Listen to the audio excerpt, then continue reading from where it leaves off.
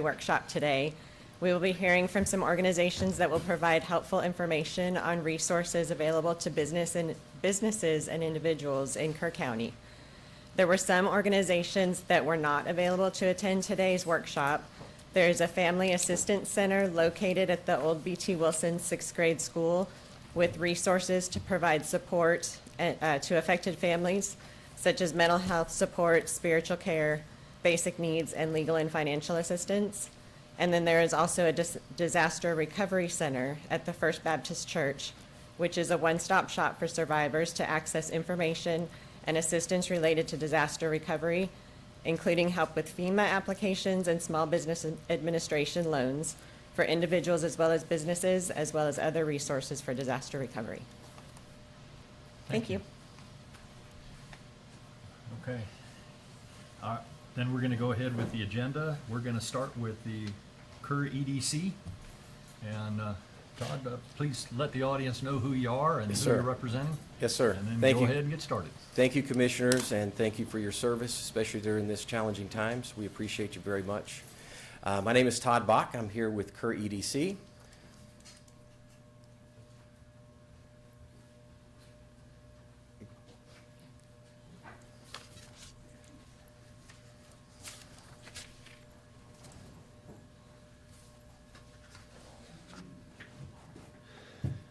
That's okay. We're good. So wanted to come here and give thank you for this platform and the ability to update everyone in Kerr County who is here and who is watching. Want to give you a timeline of Kerr EDC and many partners who are actually in this room today here with us. We started on Sunday with phone calls needing to secure some warehousing throughout the county, and started making those phone calls and secured a few places thanks to our local realtors, and blessed to have some ownership giving us those resources. We got back into the office on Monday and we gathered up. Kelly Hagemeyer, the Economic Development Manager for the City of Kerrville, temporarily was given some office space by Mindy Wenderly in the Chamber of Commerce, which had Mindy, Kelly, and myself all within the same building to communicate swiftly.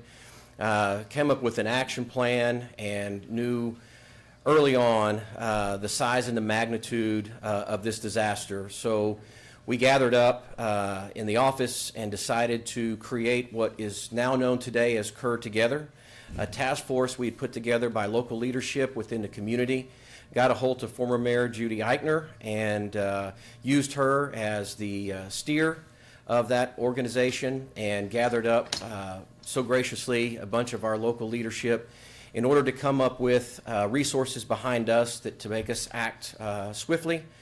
And the Chamber of Commerce created a foundation that was boarded. Last person was boarded on July 1st. The intent, obviously, of that foundation was not to get into disaster relief and quickly change by a meeting of the board to do that, and put an action in place to go and respond to all of our local businesses, not in Kerrville, not just chamber members, across the entire county. And a blessing from Austin Dixon and the Community Foundation and quick funding allowed us to go out and reach the businesses rapidly. And when I mean rapidly, I mean we had a business intake form, and Judy had on Tuesday, I believe it was, maybe it was Wednesday morning, an enormous room full of volunteer realtors that went out, and we had what we call the Triple H. You're going to hold their hand and hug them. It was a physical touch to every businesses that we could physically get to along the Guadalupe River who were affected. They were talked, they had an intake form. We immediately started gathering information and data from those businesses so that we could start giving rapid relief instantly through the Chamber Foundation. We worked with so many different organizations through this process. No one organization could have done it alone. As we move forward, I'll tell you, we are, so the community knows, we are working on a long-term recovery plan. We're in the process of framing that up at the moment. We have expert advice. We have Tatum that is here today guiding us through that process of what that looks like. We have experts that are guiding us through that process of what that looks like. As of today, it is not ready to present to the public, and I will use the words of our Lord and Savior Jesus Christ, soon. As soon as we can possibly get it up, get it to all the leadership for approval, and get it moving. Also want to say that we work day in, day out, trying to come up with solutions for all of our industries, not just the small businesses, but the large businesses. We all know that our tourism and our camping industry are suffering, and they are on our minds and they are on our hearts, and we are working diligently to get all of our businesses back up and running. I would open up the floor to any questions. No, I appreciate what y'all are doing, Todd. Well, It's very important work and looking forward to what we need. well, thank you. Thank you. Thankful for all the help. Yes, sir. Very appreciative. I'm sorry, but actually, we're not going to open it up to public input or public questions. I think Todd was directing those to the court. Thank you. Thank you. Okay, next, I have on the agenda, bank. Jody, who is that? I guess that would be me. Okay, good. Well, step on up and tell us who you are and what you want to. Good morning, everyone. Thank you, Tracy, and your team and the Commissioners Court for providing this opportunity to get information out, important information out to families and businesses that have been devastated by the flood. I want you to know I'm speaking today on behalf of the banking community in Kerr County, and just want everyone to know that our thoughts and prayers are with you guys. We're brokenhearted over the devastation that has been suffered, and we as a banking community stand with you and are engaging in this, doing everything we can to lend in the recovery effort. So I wanted to just outline. Could you just start with your name, please? I'm sorry, Greg Appel. I'm the market president of Happy State Bank. So our response started the weekend following July the 4th, and we were on the phone talking and texting with our customers, checking on them, trying to find out how they were affected. Are they okay? Do they need anything? That process continued our first day back on Monday the 7th. And so, like always, top of our mind has been the impact to our customers. And so opening up channels of communication, gauging the level of impact on our customers. Do you need loan modifications? How can we help you guys with that? Once we kind of did that, we started engaging in the local community. And I'll talk a little bit more about our participation with Kerr Together, but as a banking community, we had our first meeting that first week, and reached out and gathered up representatives from virtually every local bank in town.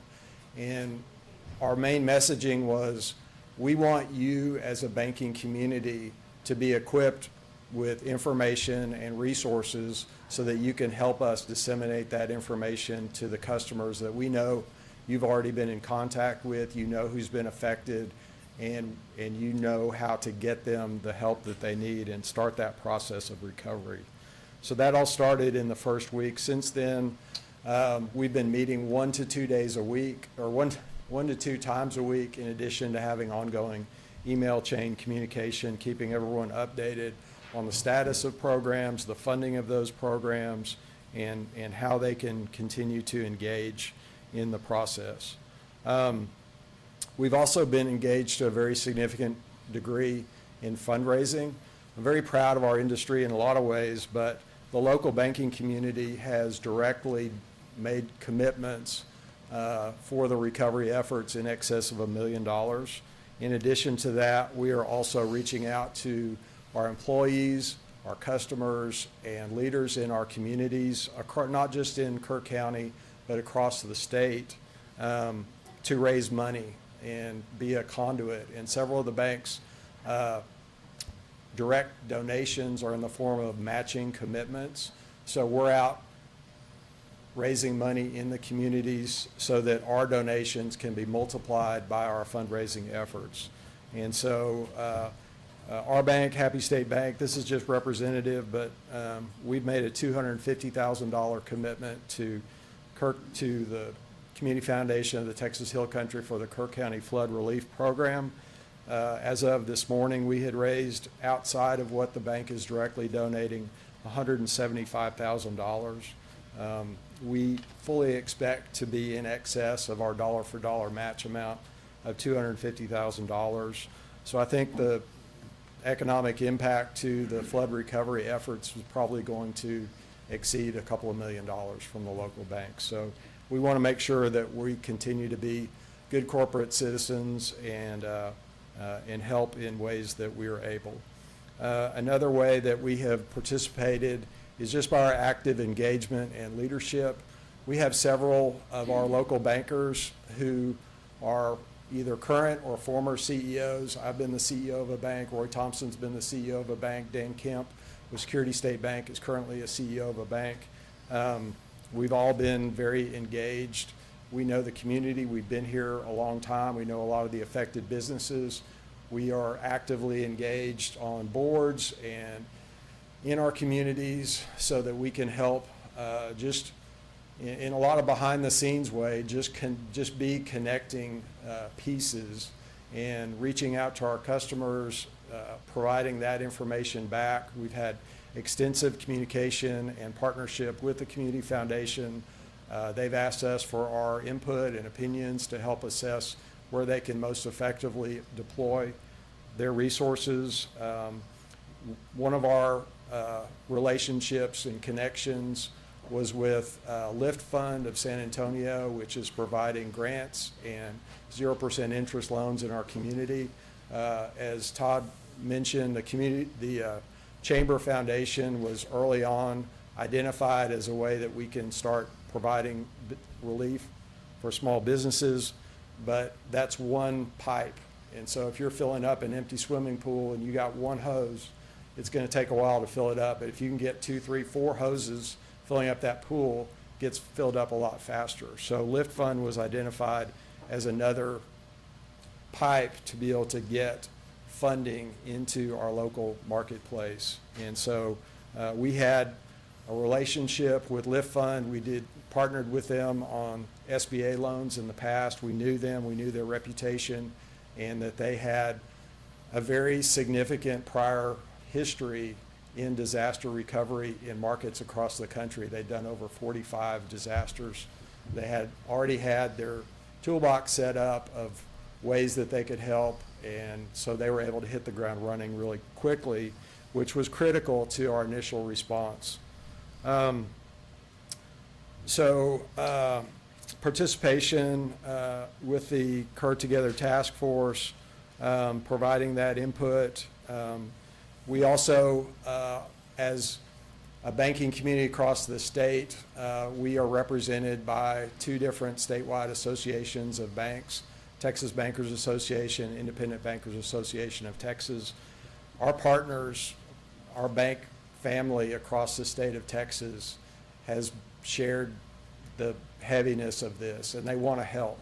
And so through those statewide associations and our communication with them, we can help deploy additional resources into this community. And I'm speaking primarily of financial resources, but also just the experience of other banks that have been in the heart of hurricanes and other similar disasters in their marketplaces, sharing their experiences, how they were able to plug in and help. And so all of those resources have been very valuable in this process. We have been engaging this week in communicating with our camping industry.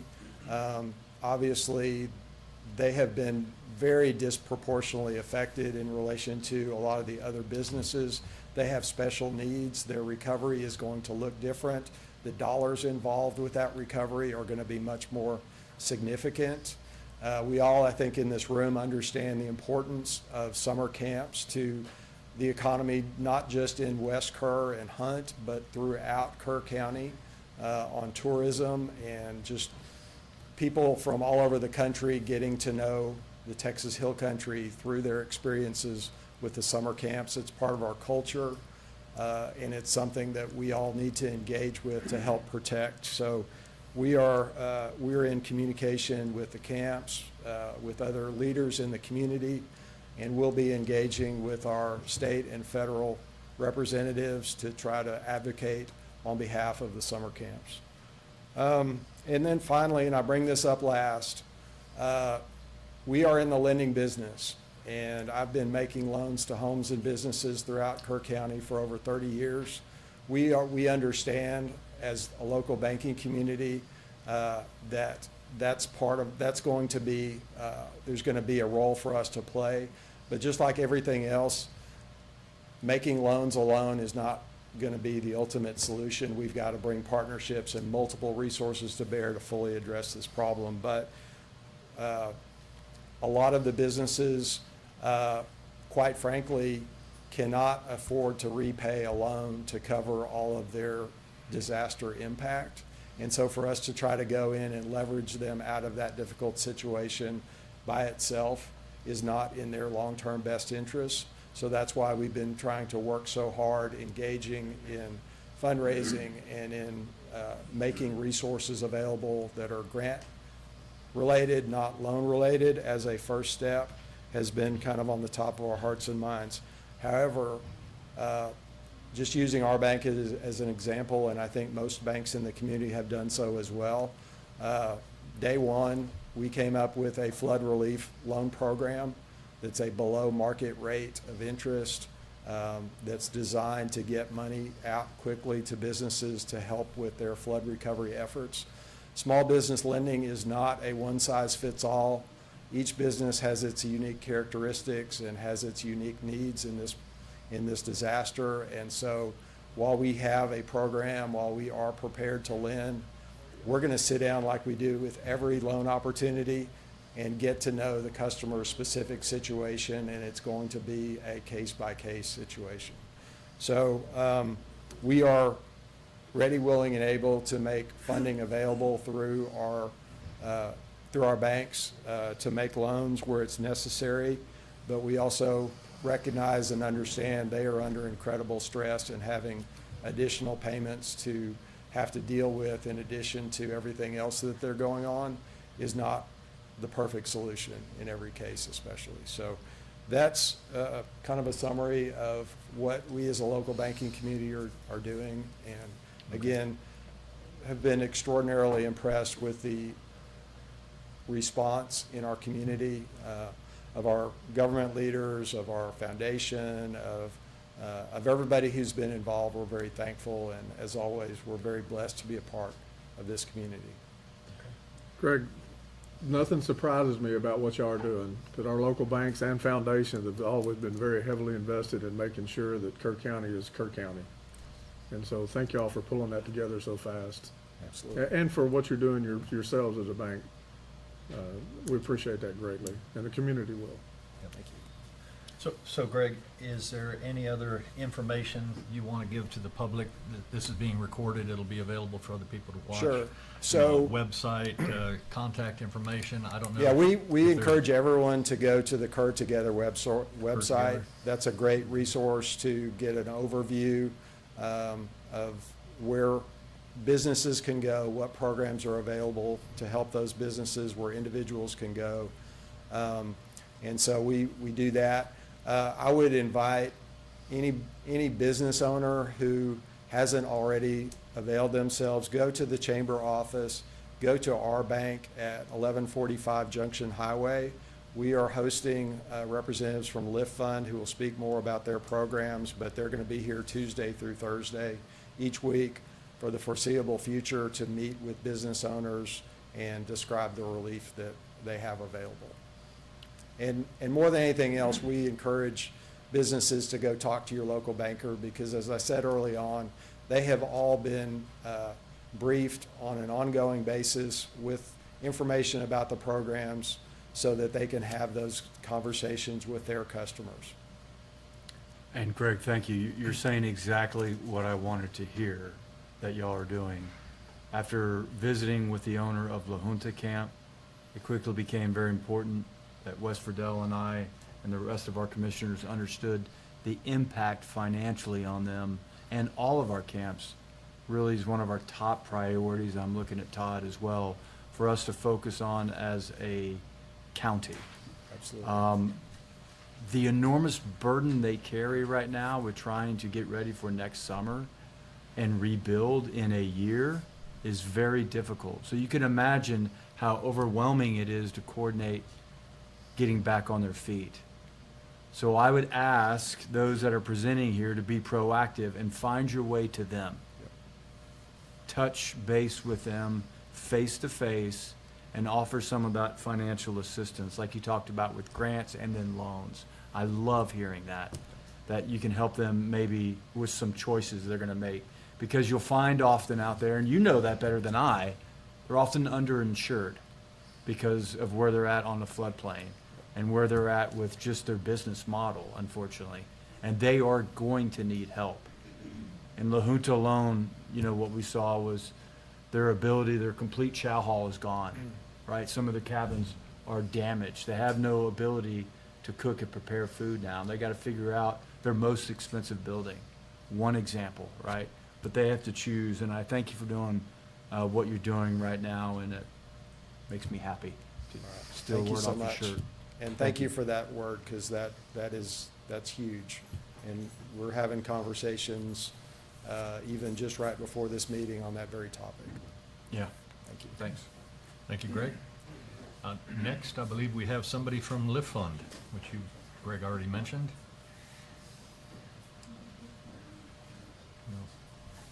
Thanks. Thanks so much. Joseph De La Garza, Joe De La Garza from San Antonio. LiftFund. First of all, I was just going to say that my heart goes out to everybody here in Kerrville and surrounding counties. It's kind of touches me a lot. But anyway, I'm a career banker. 2 years ago, I retired out, commercial lender, and so I came to the LiftFund. So I knew about the LiftFund before I came to work for them. And yeah, everything that Greg says is true about the LiftFund. We've done regular loans for those businesses that can't get loans from banks. And we do those grants for those disasters, California, Houston, the Carolinas, because we're built to do that. And so we have the policies, procedures, and the software to go with that. So I'll just say right now that as of Wednesday, we had 156 grant applications. 84 have been approved and 59 have been funded. And that was before the Hunt meeting that happened 2 days ago, which I think there was 300 people who attended. So I think that number is going to go up quite a bit. Go ahead. We do help small business. That's our mantra. What the LiftFund is providing right now is we have interest buy down loans, $50,000 at 0% for and primarily for working capital purposes. So you have those businesses that need to pay bills like right away and working capital. Those are the kind of loans that we're doing right now at 0%. We're doing grants up to $10,000 also, not just for business owners, but for the employees themselves. And that's 1 month's worth of expenses for both the business owners and for the employees. I spoke to someone last week, an employee, the restaurant he was working at was swept away. And so he came in and applied, and I think we're going to help him here pretty quick. The grant eligibility, it must be a business owner or an employee of a business that's facing negative economic impact as a result of the floods. The grants are up to a maximum of $10,000. And it's for, again, for both business owners and for employees. 1 month's worth of expenses for both the owners and 1 month's worth of salary or income for the employee. And I'll just say this real quick, and I'll say this a couple of times. The website is LiftFund.com, LiftFund.com, and there's a green button in there that says learn more about disaster, and it says here, you need to press that here button. Once you press that here button on our website, it's going to take you to both grants and it's going to take you to the loan application. It's very important because that's what drives it. Up on top, it's got there, it says apply now. Don't do that. That's our regular loan. It's right below it where it's got in green. It says learn more about disaster. That's where you have to press.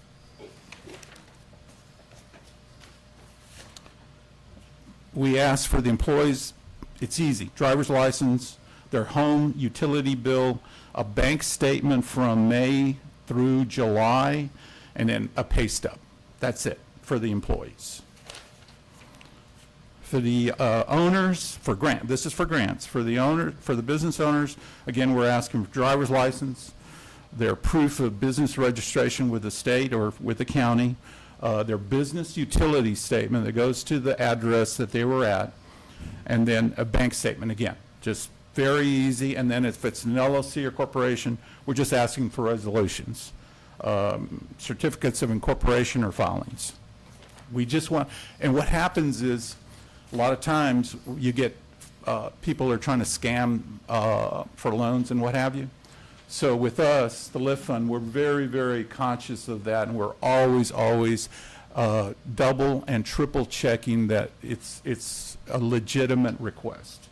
So that's the reason why we go into that. Again, once the grant application is in process, the employee and the owner is going to get a phone call from us. And right now, it's like 2 or 3 days. Everybody, all hands are on deck right now with that. There was an email that went out, and if you got this email by any chance and it mentioned September, just throw that away. That was an error. So what's going to happen is you're going to get that phone call within a couple or 3 days. And then let me just throw this out.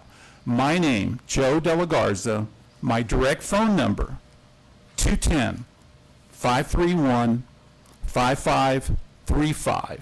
You can call or you can text that number, and I'll always pick it up. And so if there's a problem with a grant or a loan, you just call me, and I'll figure it out. Joe, what was that number again? 210-531-5535. Thank you. De La Garza. Yesterday, Mr. Maples called me, and we were on the phone, and we figured it out. It was an application, and it was just a minor thing. You know, if you don't do the right button on those applications, those grant applications, an error message is going to come up. You just have to go back and just make sure it gets done. But it was real easy. It was a real easy deal. He was happy. I was happy. Again, businesses are going to get a phone call, and they're going to ask, what was the impact on the flood? It's going to ask you for utility bills. It's going to ask you for grant resolutions. Again, we're making sure that who's calling, who's applying is actually the person or the entity that is applying for that grant, and so on. We get to loans now. Loans is the same thing. Again, the loans for businesses, the use of funds is working capital. We're not meant to make that loan to rebuild the building or what we're there to do that short-term working capital need. Payroll, if you're still paying employees, that's for payroll, for rent, for inventory, and then for temporary relocation costs. Maybe you need to one of the camps needs to buy equipment for whatever to continue cooking or what have you, that's something that we can do. That loan is $50,000 right now. And that interest rate is being brought down to 0% to the applicant, okay? And that amount of term is 54 months. I believe in the website, it may say, not on the website, it says the right thing on the website. I think there's some literature out there that says 36 months, that's incorrect. 54 months payback on a $50,000 loan. And again, it's for rent, it's for working capital. We're trying to get that business owner back on their feet.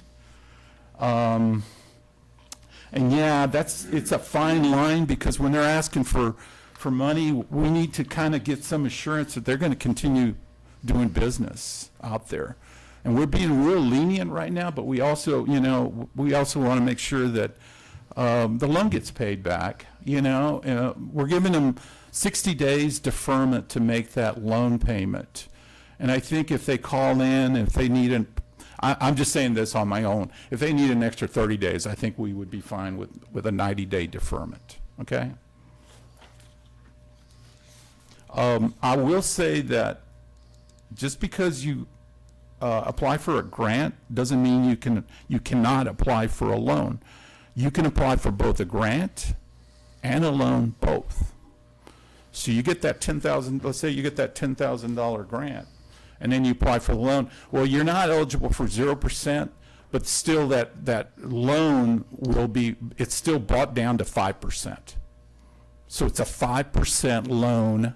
Let's say you get a $50,000 loan, and then you get a $10,000. So you're working with $60,000 right off the bat at 5%, which is not bad.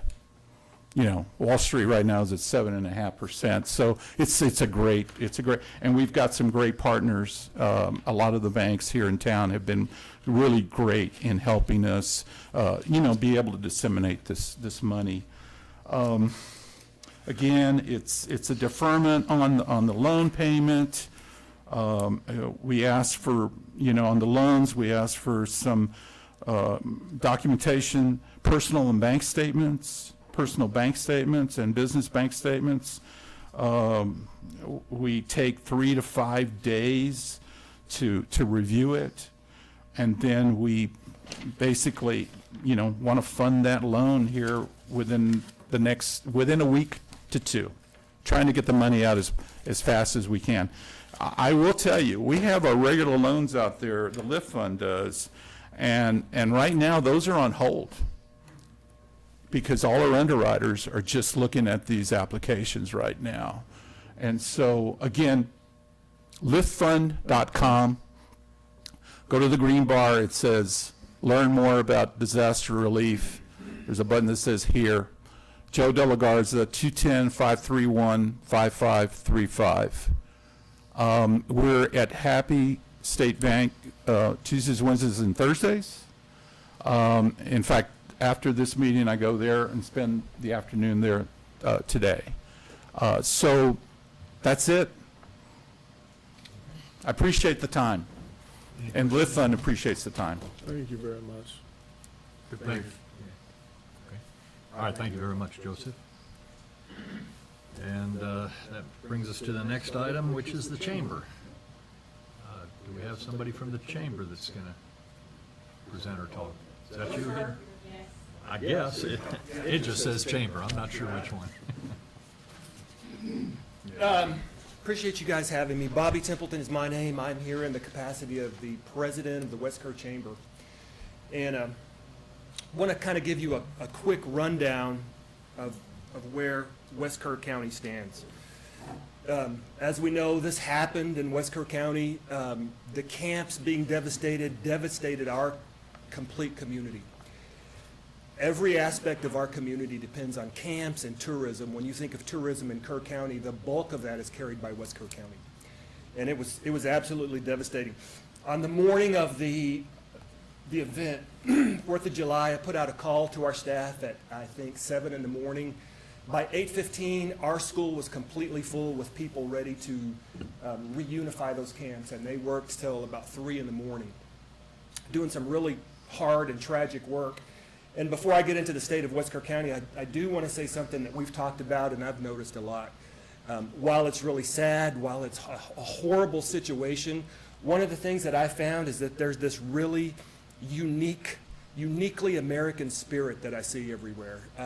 People from all over the country and even different parts of the world coming together to help people they've never met in a tiny little town they've never even heard of. And so while it is sad, it's also been really, really inspiring, at least to me personally. And so I want to say thanks to people all over the country who showed up to do this. So I've got some pictures for you. The Chamber, through the generous donation of the Community Foundation, Austin, thank you very much. Appreciate you, bud. Gave out, how much money did we got, Kerry? $250,000 from a grant for businesses that are affected. One of the things that we did through a chamber is we decided that you had to be a chamber member in order to get that money, but not everybody was a chamber member, so we just gave everybody that wanted one a free chamber membership. And you're looking at a picture of that presentation right there. Been really impressed with the way the community has come together, especially I want to give a special shout out to our VFDs. All of the VFDs work like champions. Unbelievable. I have a cousin who was a state trooper and he's working here right now, and we went around and looked at all the VFDs and all the work that's going on. Absolutely unbelievable, those men and women that did that. As I understand it, some of them gave up their, at least temporarily, gave up their jobs to go and work and are still doing it, and they are I would say not even underpaid, they are not paid. But some of them just refuse to leave. So if there's any VFD members in the room, thank you so much for doing that. You guys are absolutely true heroes. One of the things I would like to see, and this is personally, is I do know that some of our VFD members have given up a good portion of their income to help people. So if there's anything that we can do collectively, maybe we need to think of ways that we can help them, because they are not getting paid while they're out there working for us. And you can kind of see some pictures right now of all the incredible work that they have done. And they're still doing it. Hunt, I think this is the next one. So this is a Hunt flood recovery information event, had numerous people, I think some people in here were there. It was really fantastic. Lots of information gone out. Austin, again, thank you for all the help with all you're doing with grants. The volunteers, as I understand it, at least the Hunt VFD had over 3,000 volunteers, and they continue to have people that are just pouring in to help. And I cannot stress the fact that this is such a uniquely American, incredible effort that everybody has put together. So that's kind of a little bit of the background of where we were. Where we're going is coming up next, and it's really the meat of this. If you'll look right there, the economic impact at West Kerr. So there's at least 250 structures, homes, trailers that have been lost and damaged, and those are only the 250 that we know about. We believe there are far more. We get information off of ISTAT, which is the state tracking system. This ISTAT does not separate between West Kerr County and Kerr County or East Kerr County. It's just one thing. So we kind of have to make a guess, but that 250 structures, homes, that kind of thing, we suspect is extremely low. And this is the big one that everybody's talking about right here. Camps are temporarily suspended and that there's no tourism. So when the camps are temporarily suspended, that also means that our restaurants are temporarily suspended. All of our school staff who rely on them for summer jobs, they don't have money coming in. Businesses along our corridor, gas stations, even a little guy that sells juice is out of business on the side of the road. So when you say the camps are out of business, you're really saying that West Kerr County is out of business, and we are.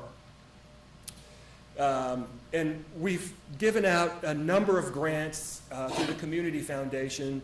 Hang on, go back. There we go. But again, that 150 small businesses that are disrupted, we think is extremely, extremely low. One of the things that people don't also realize is the vast majority of vacation rentals are in West Kerr County. And so are the hunting operations. So the camps, along with the hunting, along with the vacation rentals, I cannot undersell how it has devastated and will devastate our economy. I suspect this will have ripple effects into the schools, into certainly businesses, into social organizations, into churches that all rely on these camps, and the hunting and the tourism industry is kind of the wellspring of our economic livelihood. And my day job up until recently was the superintendent of the schools, and I'm really curious to see what our population is going to be when kids show up to school. I'm curious, because so many of our kids, their parents rely on all of these things to pay the bills and to put food on the table. So it's going to be interesting. We do have a number of resources. Now we can go. We do have a number of resources, and I'm going to run through those if you guys will look through there. But the Disaster Recovery Center is starting right now. That's out at Bridget's Basket. And that's exactly what it says, Disaster Recovery Center. We have the Workforce Commission that is set up in the Security State parking lot. So as people are losing their jobs, and people can't afford to pay their bills, and you need to go and apply for unemployment, that is where you go. There'll be experts on hand to help. The Small Business Generation Flood Relief Questions, that is a workaway office that is Carrie Short, Kathy Simmons, and Karen Taylor, who have got together, and Amy Bush, who have got together to kind of have a satellite chamber office to help any business with anything that they need. This could be anything from some of the stuff that Greg had talked about, financial. It could be helping people find a new place to live or repair something, helping be a clearinghouse for volunteers. They're going to kind of be a one-stop shop, because what we're finding is people don't really know where to go. So if you'll start there, that will be not a one-stop shop, but an initial clearinghouse of places that you can go to get help. There's supplies that are going to be at the Old Ingram Loop. We're still finding that people are needing cleaning supplies, needing food, needing whatever. There was a lot of donations, and this is one of our concerns. There's a lot of donations. I think we unloaded 3 semi-truckloads of donations in 24 hours at our school, filled up a complete gymnasium. So people came and picked that up, and that's fantastic. But what we think is going to happen through other disasters is next week, next month, 2 months from now, those donations are going to be fewer and fewer, but people are still going to be needing things. So we're going to try to keep that going. It's on the Old Ingram Loop. There'll be some other things that are going to be going too. And then, and I don't know the name of the company that's doing this, but there is a professional restoration company that's at Clint Orms. So if you come in with a priceless heirloom, a piece of art, a family photo, something that's absolutely irreplaceable to you, they are going to go and kind of evaluate that item, think through the options with you on what they can do to help with some of those things that people don't realize. You know, when your house floods, that's horrific. Certainly loss of life is horrific, but for me, for example, a World War II picture of my grandfather in France, who I'm named after, is magnificently important to me. So those kinds of things that people have lost, I think we don't need to forget about that. There is going to be individual assistance. This is going to be at Cross Kingdom Church, Hunt United Methodist Church, Hunt Baptist Church, and there is one other on there that is, and I can't remember what it is, but we'll get it. And so individual assistance is just going to be an application that you can go and fill out to get individual assistance. So, you know, what Greg was talking about, LiftFund kind of helped a little bit. There's all kinds of assistance, or I say there's plenty of assistance. Back up. There's not plenty, but there's more assistance for organizations. What we're finding is it's hard for money to get into the hands of individuals, especially people who don't know how to navigate the bureaucratic process. They don't know how to fill out forms. Maybe you don't speak English very well. So those kinds of things are pretty important. I think there's a forgotten group of people out there that we don't need to forget about. Those are your people that are working poor, people that don't speak English, people that are not really in the mainstream, people that don't have social media. And then the Hill Country Youth Ranch is a big part of our community also, and they have furniture, household items, anything like that that can be lost. Next. Okay, long-term economic impact. Lots of people have stepped up, but our faith-based organizations have really stepped up. Our churches have been magnificent. Our number one goal, as we talked about earlier, is to restore our camps. That is the wellspring of everything that we do in our part of the community. And then, of course, the Community Foundation has helped out. The Hunt Preservation Society has mobilized to help hunt. The Hunt Preservation Society is now located at Preservation Park. Am I right there? So I don't know where they were before, but I do know that they are relocating to Preservation Park. I didn't even know the park out there was called Preservation Park, but it's the center of life in Hunt. We're there all the time. And the idea for all of us is just to restore our businesses, restore our economy, and restore our tourism that will make us whole again. We know it's going to take a long time. So here's some information right there if you want to snap that picture. Karen Taylor, who's the executive director of our chamber, has worked like you wouldn't believe. She has just been phenomenal in how hard she's worked, which is pretty impressive considering that she lost everything she owned in the flood and almost lost her mother. I think her mother had to get up on the roof, and she had to get up on the roof or something. There's a story there. But through all of that, she has still continued to work for everybody in this community, and I'm unbelievably impressed with her. So the Chamber Satellite Office, which we are calling the Workaway Office, is Amy, Galen, Carrie, and Kathy. You can see their numbers right there. They don't have a job description. There's nothing that they are specifically doing. They are going to take problems, and every single problem, they are going to run it to ground. They're going to work like a slave to do it. And then the Hunt VFD, all of the volunteers have gone through the Hunt VFD. They are getting out of, to some degree, the volunteer business, so that number is probably going to change, and I apologize, I don't have the new number, but they're still going to be deeply involved. And I do want to say one more time how impressed I am with our VFD members. Those guys are absolute, true heroes. They've always worked kind of in the background, but they will never be in the background again with me. Fantastic dudes and ladies. Sometimes they even park cars for people. Sometimes they do. They have done an incredible job. One of the jobs that I got to do was deliver food for a few days, and I got to deliver to the VFDs. Mercy Chefs and HEB set up field kitchens at our school. And I got to go around and meet some really cool people from all over.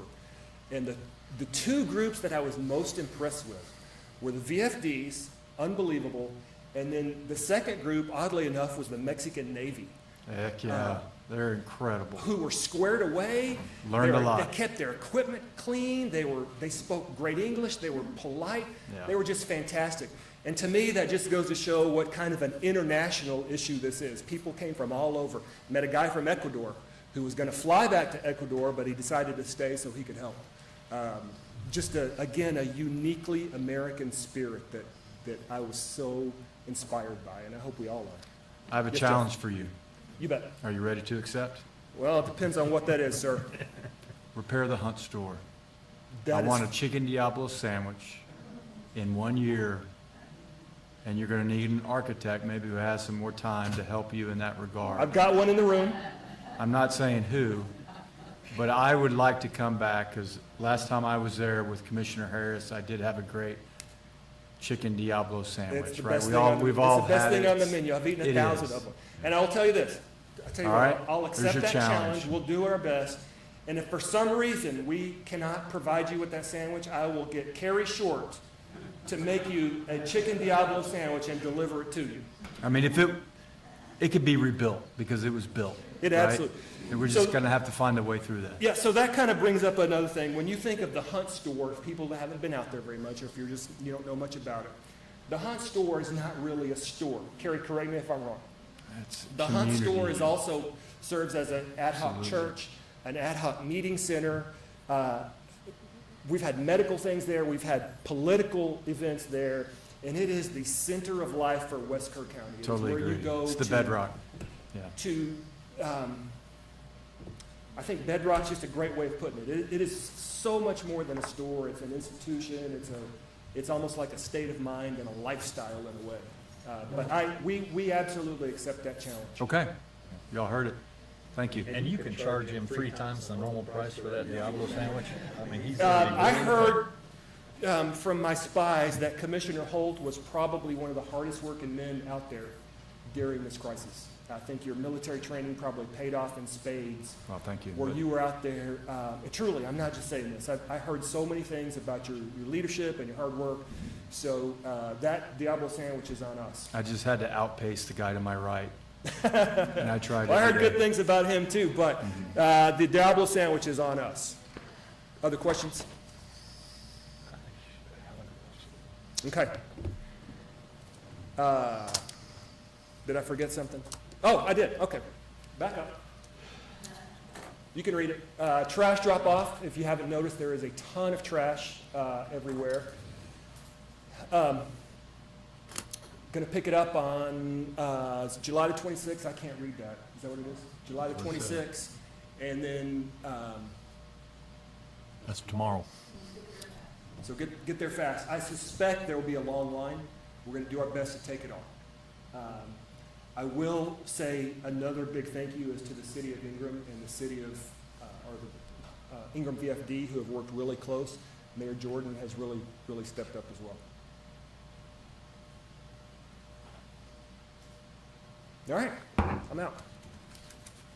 I guess, Bobby, it Yes, just sir. behooves mentioning that, you know, we have a countywide debris removal program, and maybe if people can't get to your trash drop-off tomorrow, I mean, that's still gonna happen. That's the state, they're picking up the tab. It's a wonderful thing. Okay.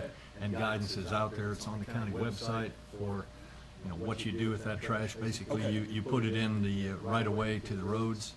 It has to be segregated a bit. Okay. I'm not sure what their priority is, but that's zero cost. You know, a lot of people were taking things to the Kerrville landfill. You're gonna have to pay for that. Right. But if you are patient and you put it in the right-of-way along the roads, it will get picked up. I'll pull that off the county website, and we'll get that duplicated on the chamber website. We'll also push it out through the schools, which is a pretty robust social media push out also. You We'll don't get even that. have to go that far. It's right here for you. Can I have that copy? Absolutely. I've got more if anybody else wants them.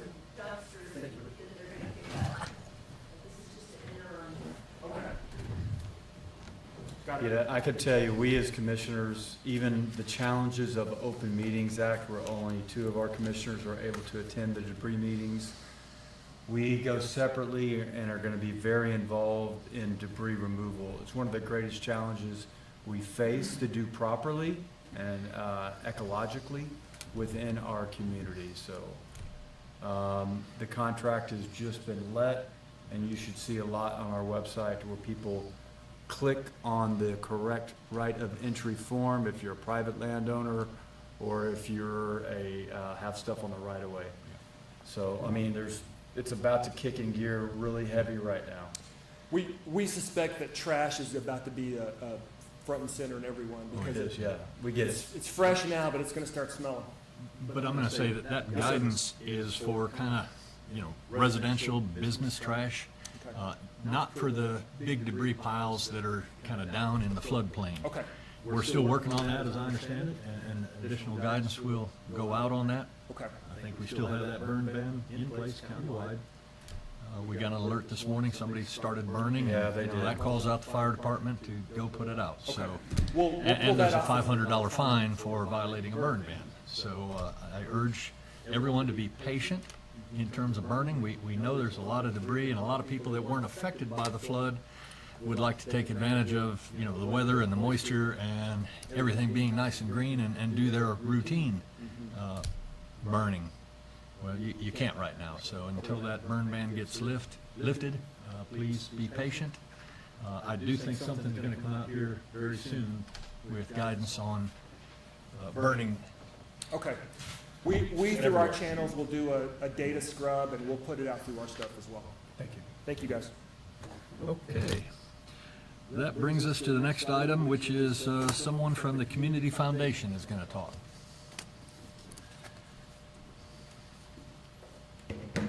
Hello, Commissioners Court and the public. Thank you for having me. My name is Austin Dixon. I'm CEO of the Community Foundation of the Texas Hill Country, and I'm a Kerrville and Kerr County resident.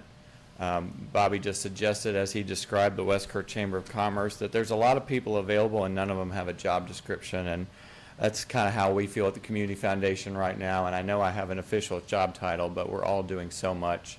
And I think this crisis has revealed who we really are and the content of our character in so many ways. And I'm really proud to be a Kerr County resident right now and be one of the helpers with so many partners in the room. Almost everybody in this room is a formal partner of the Community Foundation in some way, and we're grateful to be of service. First, I'd like to tell the public and the court what the Community Foundation is and does, and then I'd like to explain our response so far to this crisis. First slide is not what I expected, so I'll tell you first what the Community Foundation is. Can you go back to the intro slide, please? Thank you.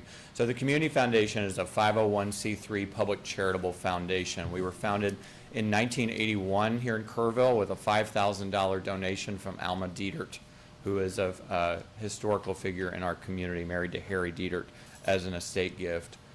For over 40 years, the Community Foundation has made grants to nonprofit organizations and awarded scholarships to students going to college and technical school.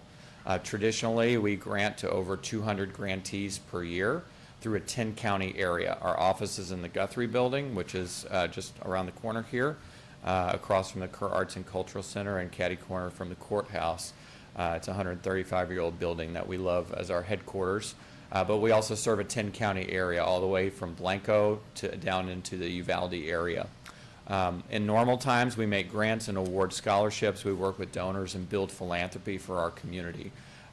We've supported almost every charitable effort at some point in our community through our history. In times of crisis, the Community Foundation can open up emergency funds to raise dollars from the public to meet that emergency need.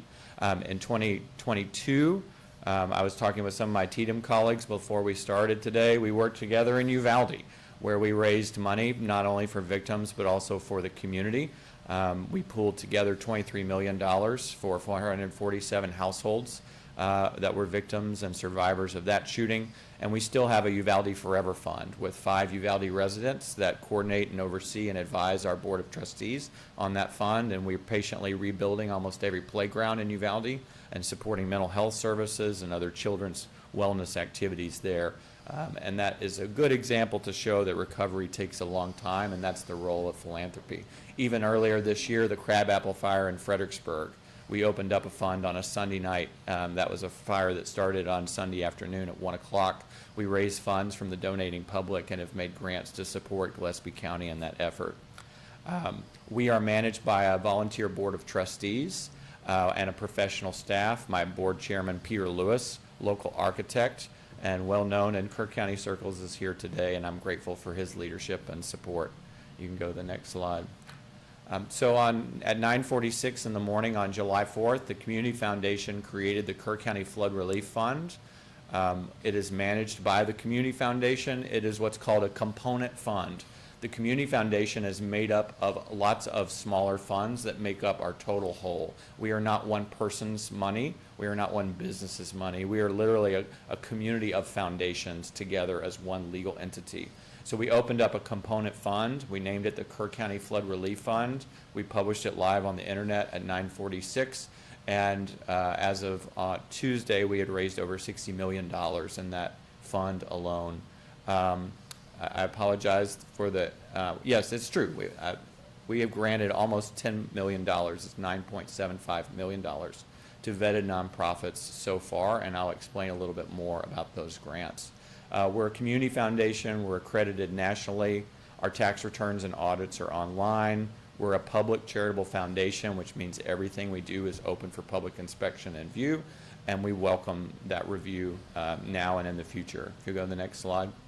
So what we decided to do, our Board of Trustees outlined within the very first week of this flood, that we would organize our short-term emergency response in 4 categories of disaster: support for individuals and families, support for small businesses, support for first responders, and support for crisis assistance. Our board felt in the first 72 hours of this crisis that those 4 areas were areas that needed to have specific attention paid to them from a grant-making perspective. Within 1 week, on July 11th, we announced $5 million in grants to the community. Those grants were to trusted organizations that we already had previous relationships with. They were only to nonprofit organizations, and our grant docket was vetted by the Hal and Charlie Peterson Foundation and the James Avery Craftsman Jewelry Company in advance of going before our board. So we worked with our partners, who we also co-fund all sorts of projects with historically, to make sure that we make really good grants. What I presented on the slides for you and for the community is all of our grants to date in these categories, just so you can get a sense of what we are doing, and I'd like to tell you a few stories about them. But before I do that, I want to say that where did this money come from is the generosity of Americans. All of these donations have come from all over the country and some all over the world. We've tried to figure out through our legal counsel how to cash Canadian checks because we're getting support from far and wide. The largest donation that we've received is a $5 million check. And we've also received a check for $1 in the mail. We've received $58 from my niece and nephew's Fort Worth, Texas-based lemonade stand that they did in their front yard, and there are lemonade stands all over America. There are 10% proceeds at restaurants all over America. There are shirts being sold, purses being sold, Kinder Scott, Coca-Cola, Pepsi, I know they're rivals. Companies all over America are taking proceeds and donating. Our local friend Robert O'Keen is doing a concert at the end of the month where all proceeds are going to the Kerr County Flood Relief Fund. Our friends Miranda Lambert and Kelly Clarkson are doing a show in Austin. Our friend Lyle Lovett is doing a show. It's just unbelievable, the outpouring of support. But two stories in particular is one gentleman wrote us this week from Sing Sing Prison in New York, where he was not allowed to send us money, but he sent us 4 pressed ironed polo shirts because he thought somebody here had wet clothes, and that was all he could send. And he wrote in pencil on a piece of paper because that's typical for people who are writing from an incarcerated environment. And we thought that was pretty powerful. There was also a woman who pulled up in a really beat up car, and it was making all sorts of funny noises, and it had its paint chipped, and she came out and she wrote us a $25,000 check. She said it was the entirety of her savings account, which she was planning to buy a new vehicle, and she decided that somebody else needs that vehicle more. I'd like, if I may, read a scripture from Luke 21, where it says, he looked upon them and saw the rich man casting their gifts into the treasury, and he saw a certain poor woman casting 2 mites in, and he said, I say to you that this poor widow has cast in more than everyone else. For all of these have their abundance cast into the offerings to God, but she cast in all of her living. That's the story of the widow's mite from what Jesus said in the Gospel of Luke. And I feel like we've experienced that at the Community Foundation firsthand. And so I know there's a headline about the grants that we've given, and I love to talk about the impact of that work. But I also want to raise up the deep and sincere generosity of Texans and the American people that are fueling and powering the recovery of this community.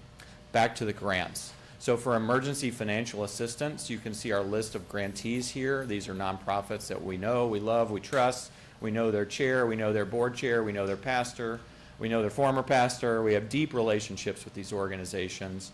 These are all restricted grants for financial assistance to families. Get an application, vet them, make sure they're a flood victim, get them cash assistance. One of them, the Hunt Preservation Society, you already heard about. I was there on Wednesday. Hunt school teachers were processing a line of people. You had to show ID to prove that you lived in Hunt ISD. There's 765 households that live in that school district. 155 people got a check for $1,000 that day. That's 20% of households in that school district. That's pretty awesome turnaround, and we're grateful to the Hunt School and the Hunt Preservation Society and Security State Bank for some of that work. Next slide, please. Another area that we focused on is stabilization of our local businesses. We've already heard from Greg and the LiftFund, so I won't belabor that point, but you can see the dollar amounts that we have granted, first to the Kerrville Chamber of $700,000 for business grants, and also to the LiftFund for emergency cash grants only. I know they've talked about their loan programs, which is a tool in their toolbox, but our grants are restricted for cash grants for businesses. Just to be clear on that, we have a deep, long, and abiding relationship with the Comfort Area Foundation as well as the West Kerr Chamber, and on our second round of grants, as you heard, we made grants there as well. Next slide. We also believe in our first responders and what they are doing, and we know that they have expenses and needs. We know specifically in Centerpoint where a lot of their physical equipment was washed away. And so in consultation with other local foundations, our board allocated $250,000 initial grants for general operating support to Centerpoint, Divide, Hunt, Ingram, and Mountain Home volunteer fire departments. A general operating grant means for any purposes necessary, fuel, equipment, water, supplies, whatever you need. So we made those grants quickly, big, and generous. That is not the last of our support, but that was made within the first week because we knew that whatever resources they had, they were going to burn up in those first few days. And we know that they can put on a great steak dinner and raise some serious money, but they needed a little support. And we want that steak dinner to continue and be successful. We also made a significant grant to Schreiner University, which converted itself into a 24/7 dormitory for first responders. They were getting compensated by FEMA for some of those, but there's also a significant percentage of cash outlay that is not reimbursable, and we wanted to make sure that the university has those expenses covered for all that crisis assistance that they did. We also made a grant for 2 weeks of gas in the Hunt area for anybody that needs it, no questions asked. Next slide, please. And then our last category, it's a little bit smaller font and hard to read, is crisis assistance. A lot of these grants were made early on to organizations that don't normally find themselves as a human being shelter or a reunification center for parents and children who are lost and separated. So you see grants to Arcadia Live, the theater, which transformed itself into a 24-hour shelter and reunification center. Some people have asked why we gave to the arts. We gave to the arts because they became an emergency response endeavor for a period of time. A grant to City West Church, if you've been out there, is a command center for response. We've also made a grant to Mercy Chefs and to World Central Kitchen. Mercy Chefs is an amazing operation doing 1,000 meals at lunch and dinner. We also gave to animal welfare groups where we've had some significant animal welfare needs as well. And we've added a few mental health grants as well. And also we've underwritten United Way of San Antonio coming to Kerrville. We do not have a United Way anymore in this county. And so they have supplied 2 211 specialists at the Family Assistance Center that we've underwritten those costs for. And then the last most recent grant, which I'm proud of, and I know that Bobby would appreciate if he's still around, is the Ingram ISD. Their central administration building is a total loss. Their security fence is wrecked. They've got a lot of decisions that they have to make in the next 3 weeks. Staff come back in 2 weeks and kids come back in 3 weeks. Our Board of Trustees felt strongly that with all the things that Bobby just described about what's going on in West Kerr County, not to mention what's going on in people's households, that our community deserves and needs a school to be up and running, fully operational, safe, and equipped. And so one of the things that Superintendent Curran needs to not worry about is where the money is going to come from. So she's definitely got to go through insurance and TEA and FEMA and all these other things, but she's going to have expenses well beyond that, and she's got to move with the speed that only philanthropy that can deliver. So our board authorized a $1.25 million grant. We're also partnering with HEB, which is committed to rebuild that security fence ASAP. So we're grateful for our HEB partners, and we're grateful to Ingram ISD for meeting with us on a Sunday afternoon to do a due diligence meeting and get everything we needed to get them the funding. So that's what we're doing so far. Next slide. Every fund, every dollar that we raise will go to nonprofit organizations that are supporting groups that are working locally. One of the reasons I believe that the Community Foundation has been successful in fundraising is we have been able to communicate to the donor public that we are a local institution with local relationships that is making grants to local organizations. We are not granting at this point to outside organizations who are coming in providing services, with the exception of World Central Kitchen and Mercy Chefs. And the only reason we made those grants is because they're working with local partners on the ground. Mercy Chefs is hiring people in Ingram who are out of work right now, and World Central Kitchen was working through our Kerr County restaurants to supply inventories and stuff like that. So with those two exceptions, all of our grants are local, and donors have really responded to that local touch, and they like that our deep knowledge reduces their anxiety and increases their trust. And I think the fundraising results will continue to exceed expectations because of that localness. Also, I will say that the role of philanthropy is urgent, emergency, short-term, and then long-term.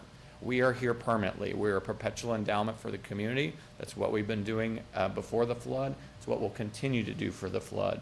So we stepped in with some emergency grants to help stabilize certain areas. We are going to follow, our board is going to follow the need, and we are not saying no more grants. We're also not saying we're going to give X in the next week. We are patiently talking to nonprofit partners about what are the needs on the ground and what the foundation can do to respond.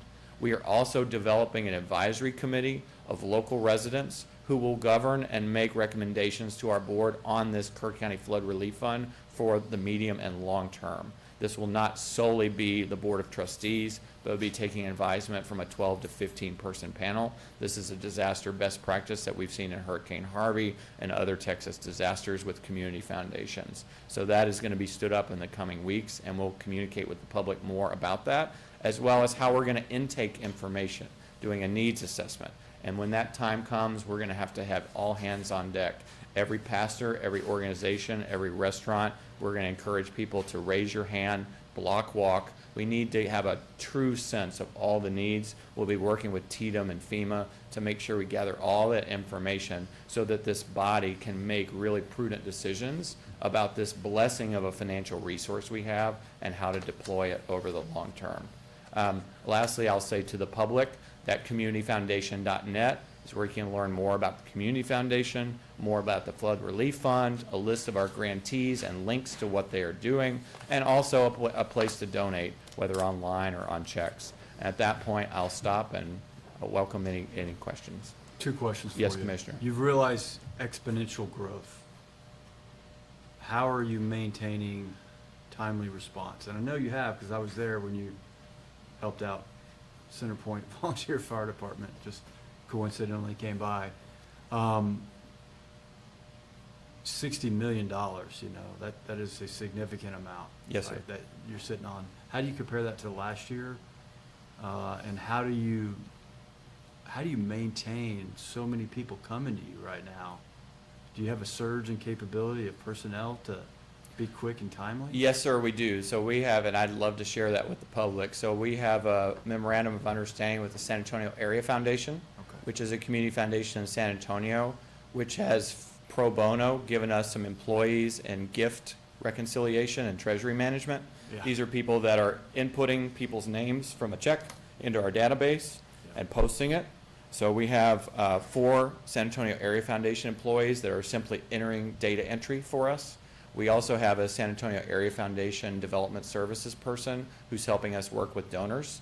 A lot of foundations call and they want a W-9 and they want a tax return and they want a lot of information.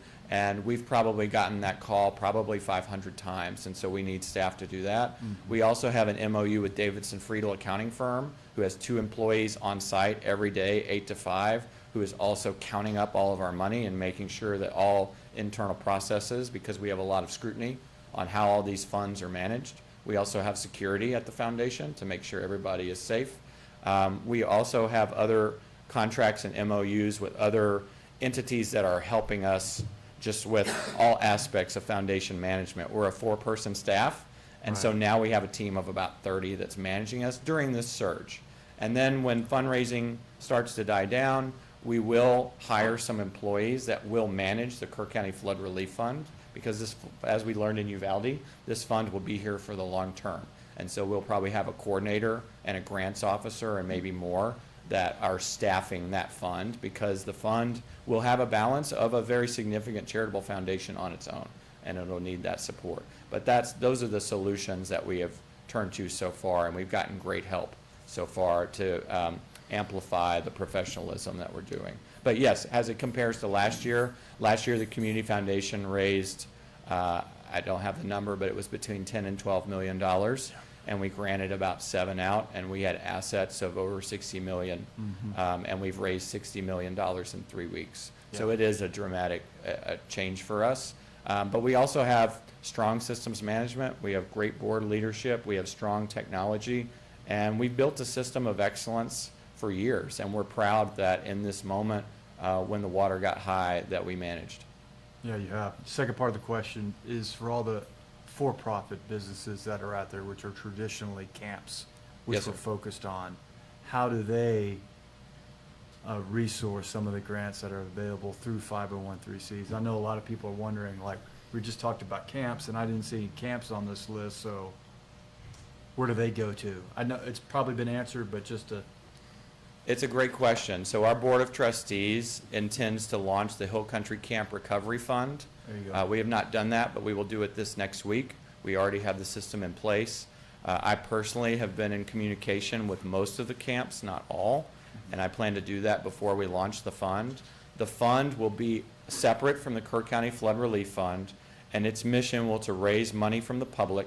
It's a charitable donation under the 501(c)(3) status of our foundation, and then that fund is able to make lawful grants to private businesses experiencing disaster relief.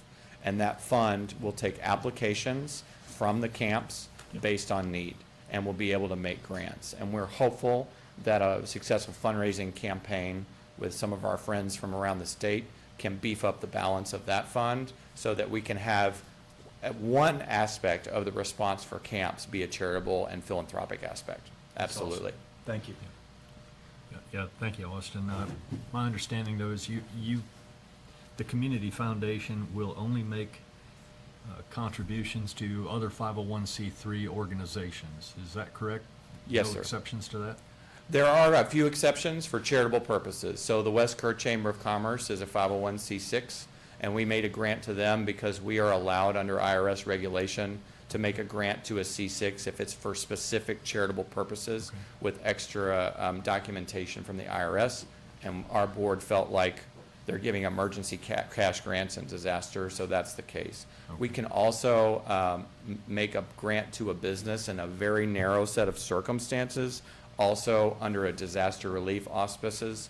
But we have preferred to give grants to the Kerr Chamber Foundation and to LiftFund and others to manage those one-to-one relationships better than the foundation. Our expertise is raising dollars, managing dollars, and granting dollars out. But I think you have a follow-up, so, Well, let me give you an example. yes, sir.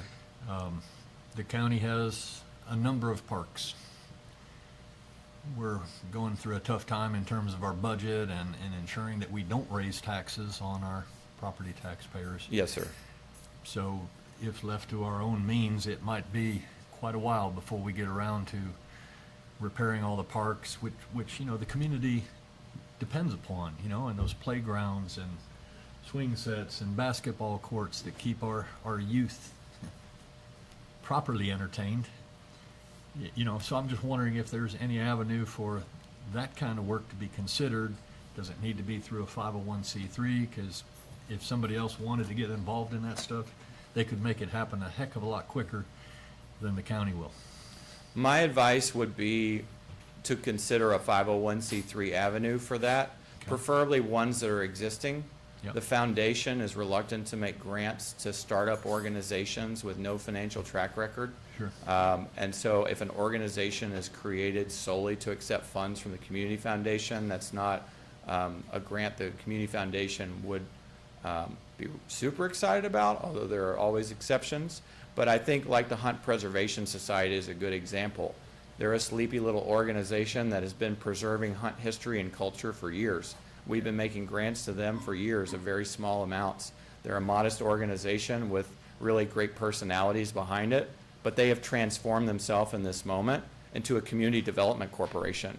And they're offering emergency assistance, and they are the on-the-ground entity that's going to transform Hunt and bring the store back that you mentioned, Commissioner. And so that type of organization can transform itself. Sure. The Centerpoint Alliance for Progress, Right. as you saw, Yeah. raises money Very for familiar with Christmas that. gifts for kids during the holidays. But they got $200,000 from us because Right. they have a track record and good leadership, and they're close to the people in need, and they've already identified 45 flood victim homes Right. that need direct cash assistance. So that's a good example of channeling it.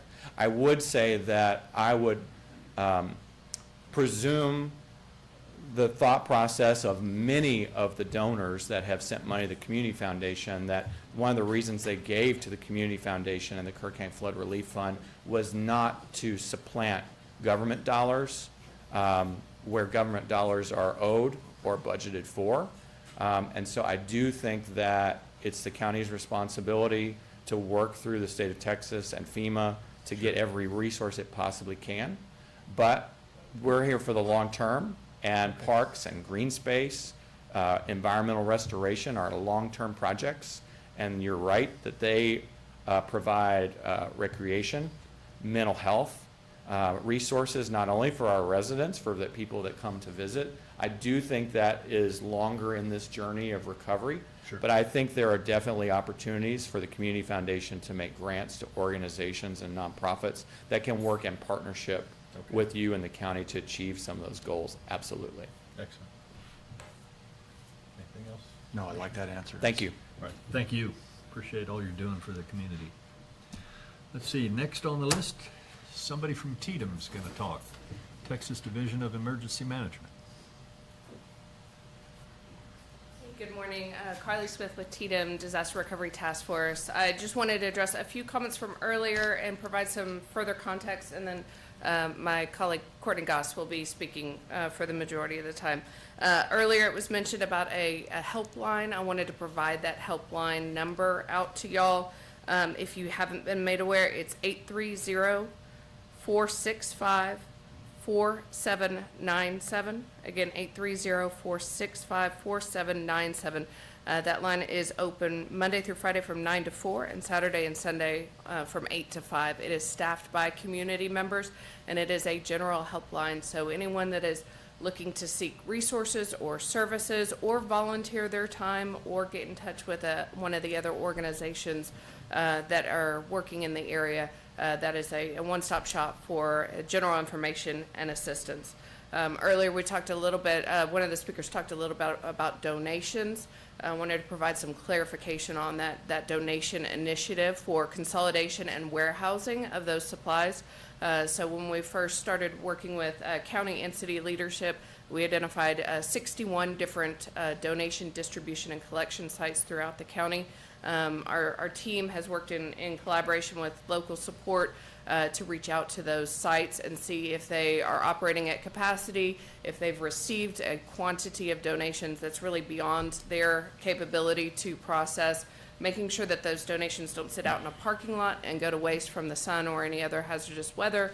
So after speaking with several of those, actually 57 of them have asked for assistance in warehousing those supplies. I want to make sure that it's noted those supplies are not leaving the Kerr community. They will remain in Kerr County. They are your supplies, your donated items for use in perpetuity. We just wanted to assist in getting them off of the street. So they are warehoused. They are marked with the area or the facility that they came from. We enlisted a process for those donation site managers to then be able to contact back to the warehouse and say, we're running low on XYZ supplies. Can you make a delivery back to our pod location tomorrow? So I just wanted to provide some context and clarification that those warehoused supplies are remaining here. They are not leaving your community. I mean, if I can interrupt you. Yes, sir. One of the big problems that we're faced with now is there were a lot of distribution sites created at churches, at schools, certainly in the Center Point area, and now they're getting ready for school, and the gymnasium's not going to be available very much longer. And the churches are overwhelmed, frankly, with clothing donations and things, and again, they need to get back to having regular services and all. So is this the right number for them to call? Yes, sir. They can to have contact some that of that number. stuff moved to the warehouses? Yes, sir. Yes, sir. They can contact that number initially. We have a separate line that I won't publicize because the warehouse isn't receiving general donated items. Right. But I can get that to you offline for be direct connection with the warehouse from those donation Okay. sites that are seeking that assistance. Thank you. And that was the sentiment and really why we started the initiative of that consolidation Yep. is, as Austin mentioned, the community, Texans, and the nation have been such a giving giving community. And a lot of those sites that initially stood up to meet the immediate need were abundantly blessed with Yes. donations Overwhelming. that came in from far and wide. And we want to make sure that those are utilized in the Sure. community, but also in a systematic way, that it doesn't overwhelm those sites with items themselves. So the ad- challenge was yes. to find a site big enough to take all this. I know we sent a few suggestions your way. I assume you have found a site, or you, Yes, sir. Yes, sir. There has been an initial site that's secured that is housing all these immediate supplies. And then there is conversation ongoing with county and city entering into a partnership with another nonprofit that has identified a larger site that would be available to house construction material and long-term recovery supplies for the future. okay, thank you. Yes, sir. In the nature of abundantly blessed volunteerism as well. So we initiated a online tracking system for those that are wanting to volunteer to register with their skill set, when they'd be available, so that we can systematically organize the volunteerism that is coming into your community. To date, we've had over 18,700 individuals register on that site wanting to help. So I might have a solution to your parks concern. Through the utilization of those volunteers. They are literally waiting for someone to reach out and say, please come and do Okay. whatever the task may be. Some of them are unskilled labor, some of them are skilled labor, some of them come with heavy machinery, and then we also have very generous donors that can help fund some of those initiatives. So I'd love to have another Let's- conversation about let's some talk community afterwards. initiatives. And I think we have some solutions for you there. Great. And then finally, wanted to mention, I know earlier it was mentioned, the restoration initiative that's ongoing out of Clint Orm's building on Old Ingram Loop. So that's specifically a lost and found location. So as responders and community members are locating personal effects along the waterway, they can bring those to that facility for cleaning and sorting, and that'll serve as a lost and found. I don't have hours of operations just yet. That initiative is ongoing with some of our nonprofit partners that are taking on that as a role and a responsibility.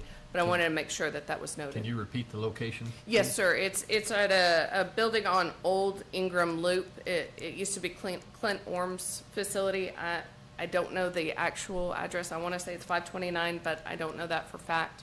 But we will get you the information on operating hours and any contact information once that facility is fully operational and receiving belongings. So I just wanted to clarify and expand upon a couple of points that were raised, and then also compliment and commend your community. I've been doing disaster response for about 25 years, and this is one of the most welcoming and resilient and compassionate communities that I've worked in. So I appreciate the opportunity to help serve in your community, and look forward to working with you some more. Okay. Thank you so much.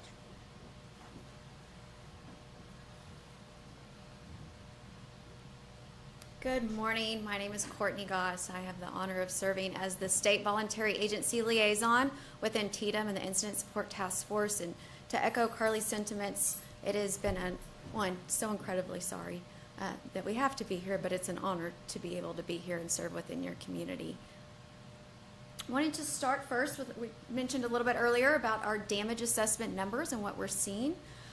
Currently, this is through ISTAT, so this includes those that have self-reported their damages, as well as those that have been the field assessment. So being able to now go back and validate those damages. We're seeing here within Kerr County, 58 destroyed, 150 major, 46 minor, 44 affected. And again, we'll continue to refine upon those numbers in the coming days and weeks as we look to identify any additional structures or being able to self-report. So in that, through ISTAT, those within your community, businesses, as well as individuals, households, and those that have agricultural losses, have the ability not only to report their damages, but to request cleanup assistance. So again, through the website, as they are going through and saying, we've realized now, maybe we didn't realize before, just haven't taken that step yet, still have the ability to not only report their damages, but request cleanup assistance. This was our initial request number here through ISTAT for Kerr County, and proud to say that, again, through the generosity of volunteers, all of these work orders have been closed. So again, your community has been abundantly blessed, but we know that there will continue to be needs throughout the community as the days go on. For those that are looking to report their damages, it's available online at damage.tedum.texas.gov. And again, ability to report damages, but also request cleanup assistance. This community, one, you have such an amazing local community, the community partners that have come together, nonprofits, private sector, government. It's incredibly humbling. You've also seen now that we have several hundred at this point, national and state voluntary organizations, our disaster nonprofit organizations that have come and worked within your community. Over time, we're working with Kerr Together and your Office of Emergency Management to really understand the role of each of these organizations, their timeline for engagement, so whether they're here just for response, if they're here through short-term recovery or long-term recovery.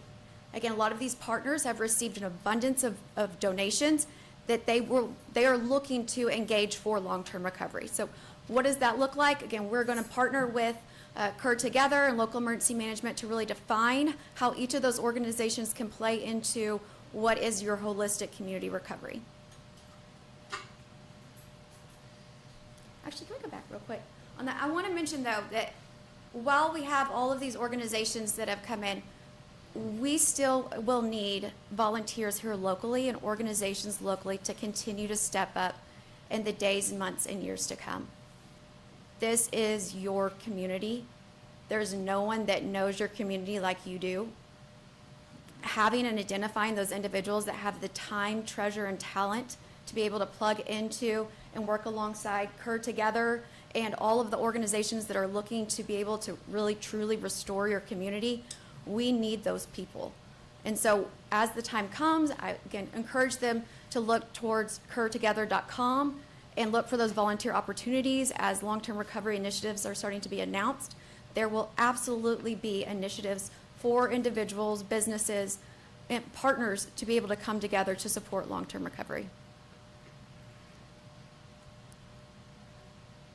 Every day is Recovery Day. Your community started recovery in the midst of response. Day one, hour one.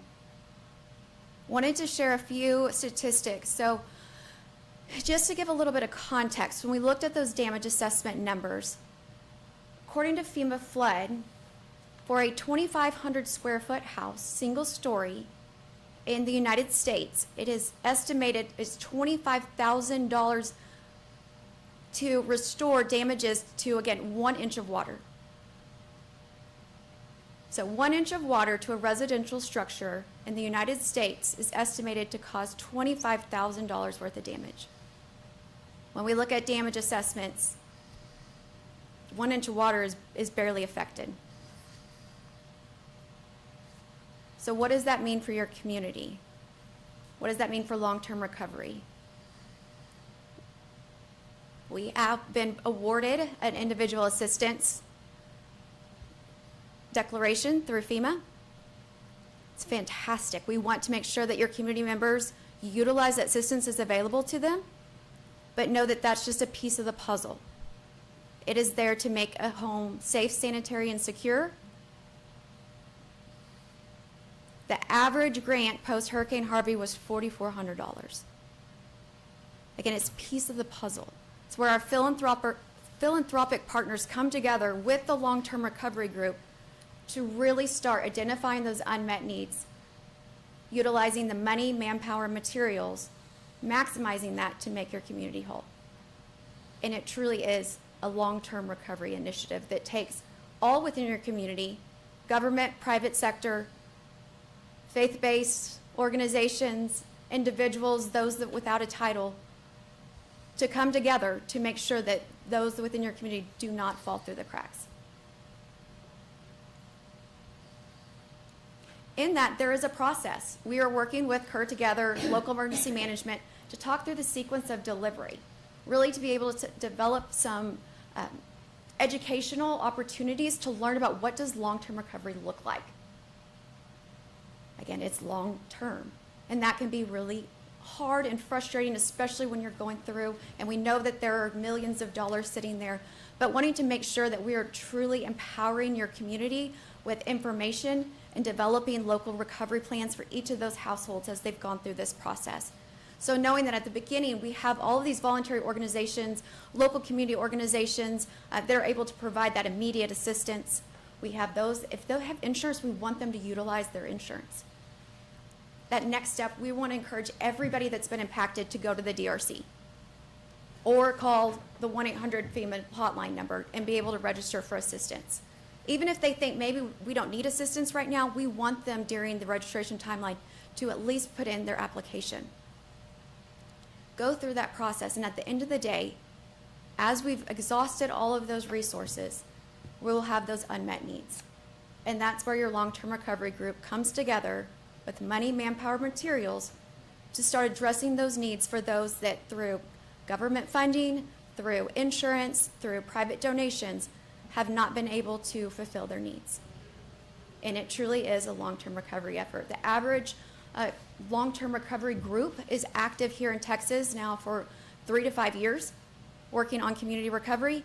However, we're now encouraging and making it best practice that these long-term recovery groups stay in some sort of operational structure to be able to support for the next disaster, the next incident, as well as being able to have community preparedness initiatives. Talked about the structures, the physical part. It is equally important that we continue to remember the emotional and mental part that your community is going to be going through here in the next few days. Every community, we see it. It is part of a natural cycle to be able to know that once that impact hits, we see the generosity of America. We see the generosity of neighbors helping neighbors. But we also have been running off of adrenaline. People are going to get tired here. We want to take care of the helpers and continue to be able to move forward.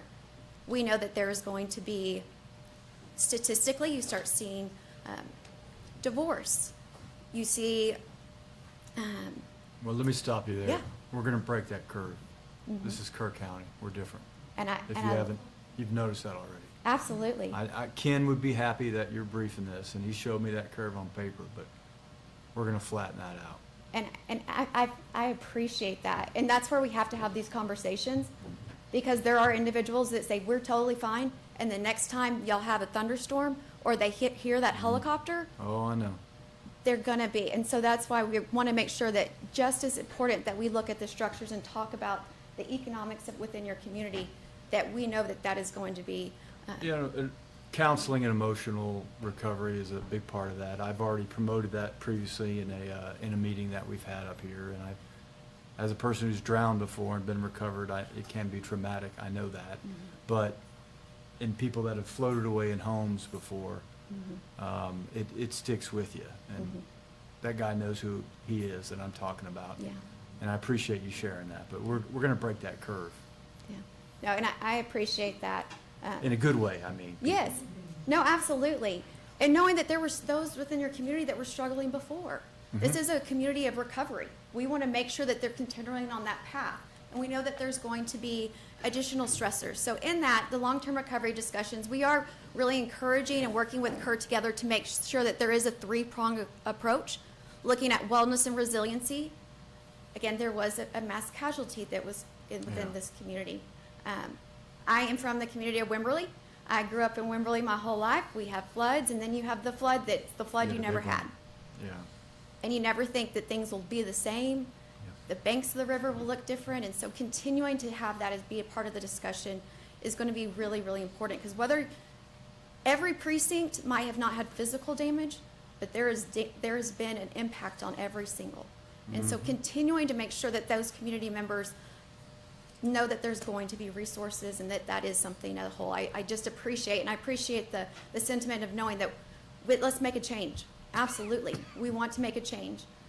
We need to make a change. And it takes a whole community and everybody being on the same page of we're getting through this together.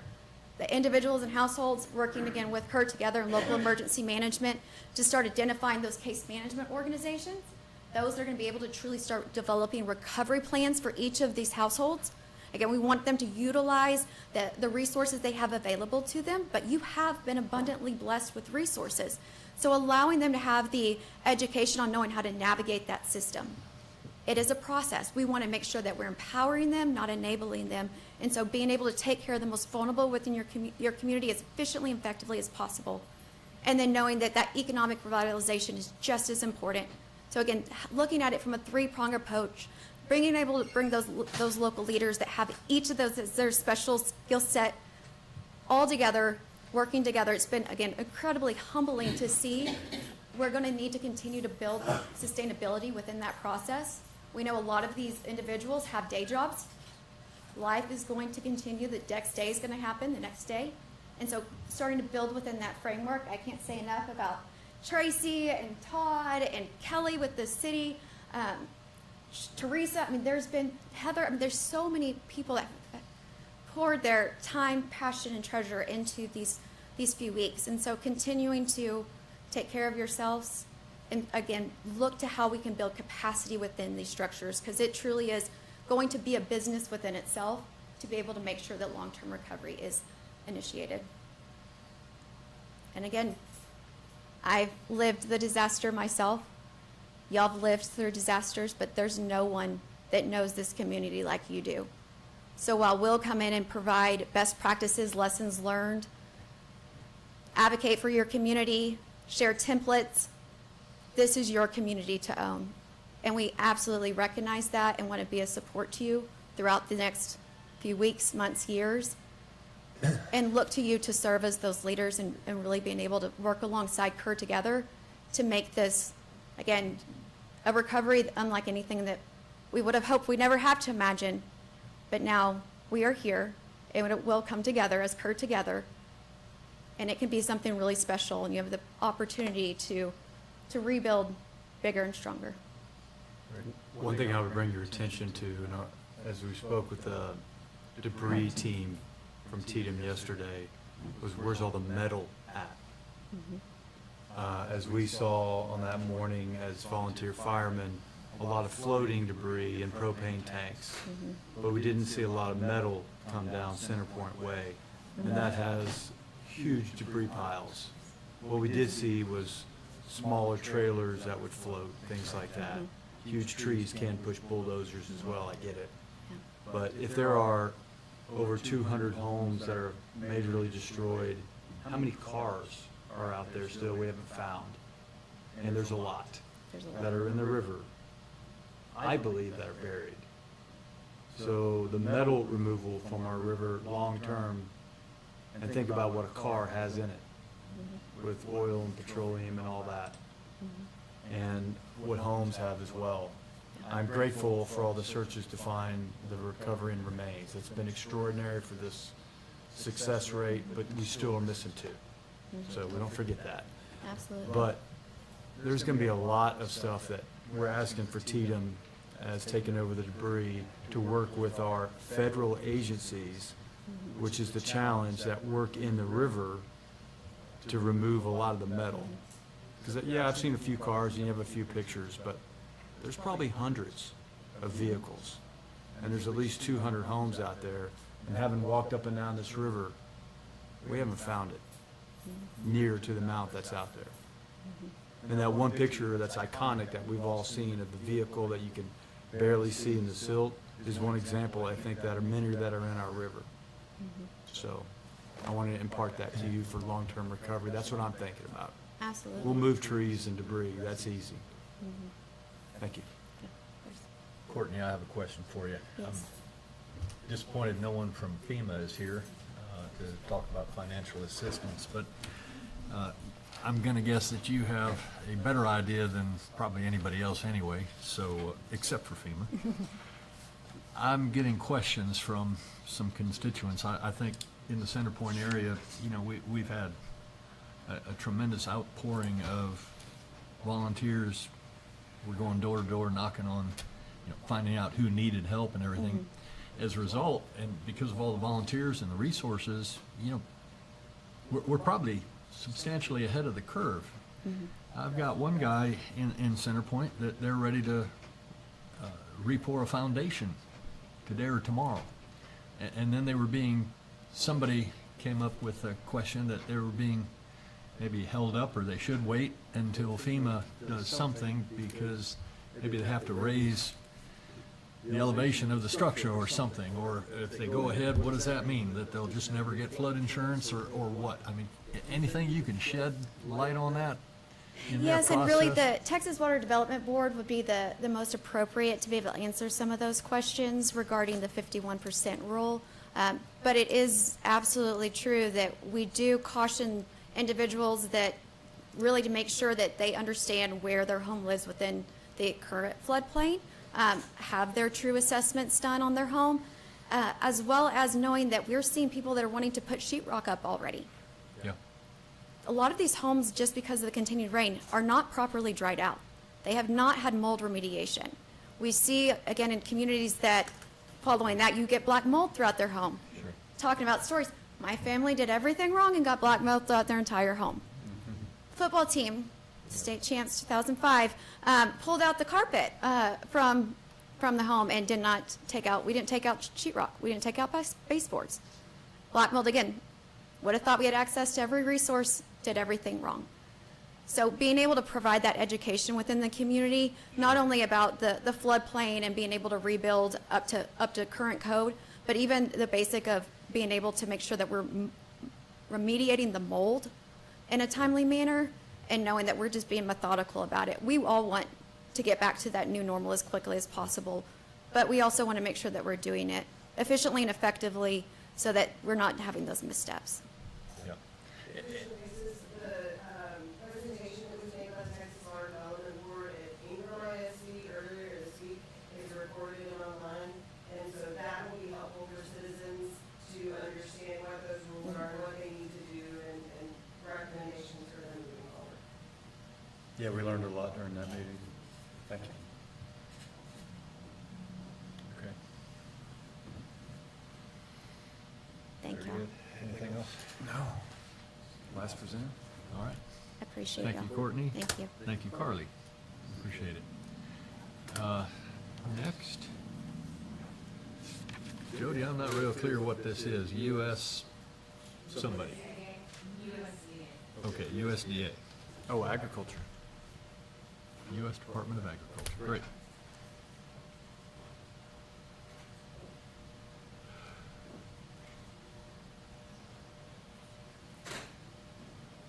To start with, I'm Jeff Tudensing. I'm the Conservation Chief for USDA, United States Department of Agriculture's Farm Service Agency. I'm located in College Station normally. However, I've been out here for the last 2 weeks assessing the damage and working here with our local service center. As far as the address for that local service center, it's on 2104 Memorial Boulevard, Kerrville, Texas, 78028. The phone number there is 830-896-4911, extension 2, if y'all want to schedule a meeting. Otherwise, y'all just can stop by there and get information from the local CED or program technicians. As far as what I was going to talk to y'all about today, we have implemented the emergency conservation program across 16 different counties. And there's been news releases that have been sent out on this, and I just want to make sure that as y'all go from the response phase to the recovery phase, that you're aware of this program. What it does, it kind of breaks down into 4 different sub-practices. First, you have EC1, and this is for agriculture producers. So you got EC1, which is going to be your debris removal. You got EC2, which is going to be grading, shaping, and leveling. Then you got EC3, which is fencing, whether it's repair or restoration. And then you got EC4, which is called conservation structures.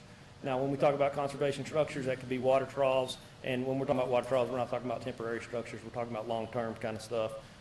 Your old cement, water troughs, things like that. We can do water pipelines, water wells, help with the pumps, things like that, and get them back going. But that's kind of what falls underneath that conservation structures.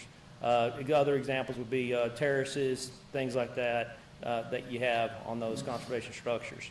As far as the program, it's up to $500,000 per individual per disaster ID, and this would count as one disaster.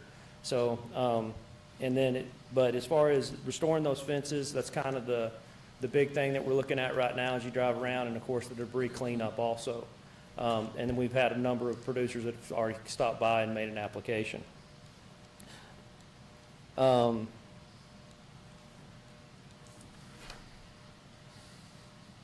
way that it works, it's a cost share program. So the way the person would come in, they would make an application, and then they can receive up to 75 or 90% of the allowable cost of their restoration. And of course, that's something that's sort of worked on up front. In addition to that, they can receive up to 25% in an advance payment. As far as the sign-up period that we have, currently it runs July 14th through September the 11th, 2025. As I said, y'all can go to your local FSA office and go ahead and sign up there. If you want to make an appointment, call, and they'll schedule you out. And so if you have any questions on this ECP program, please let me know, and I'll stop there for a second, sir. Yeah, is this Jude Sandoval's office out in Ingram? No? This No, is, where's this office again? Because you piqued my It's interest just, with fencing. I think it's called if you know where the MG Building Materials I do. is, it's Yeah. right next to it. So Ah, yeah, NRCS and we Farm know those Service guys. Agency are located there. It's both the Texas and the USDA office together. No, all of it's federal. So Really? yes, sir. Okay. So the Farm Service Agency is on one Mhm. side, and then right next to it's the NRCS, our technical service provider. I've been there. So, Okay. What was that phone number one more time? 830? 830-896-4911, extension 2.